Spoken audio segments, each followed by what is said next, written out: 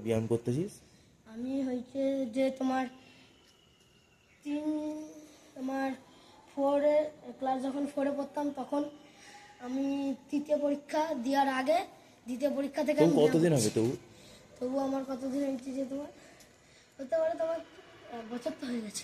না, 1 বছর হয়নি, এই তোমার 6-7 মাস।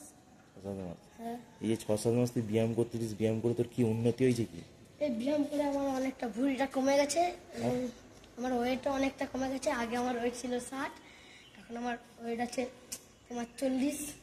আচ্ছা, আর কি হয়েছে? আর তোমার অনেক চর্বি মুরগি সাইডে আরে ছিল, সব কমে গেছে। এখন আমি জোরে দৌড়তেও পারি।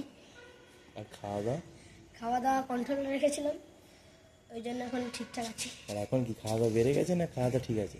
খাওয়া দাওয়া ঠিক আছে, মাঝে মধ্যে একটু মানে কুটুম বাড়িয়ারে গেলে একটু বেশি খাওয়া হয়েছে। আর সব থেকে কি কোনটা খেতে ভালোবাসিস তোকে? আরে আমি সব থেকে ভালোবাসি ওই চিকেন কষা ঠিক আছে, আর বিরিয়ানি। তাহলে তুই সবাইকে বলে দে যে ব্যায়ামটা প্রত্যেকটা মানুষের কেন করা উচিত। ব্যায়ামটা প্রত্যেকটা মানুষের করা উচিত, কেননা যার যদি ব্যায়ামটা করতো তাহলে তাদের ফিগার এবং শরীর অবশ্যই একদম ঠিক থাকতো, ওদের ওয়েট এবং ওদের লম্বাই বাড়া একদম ঠিকঠাক হতো সেই সময়ের বয়সের মধ্যে।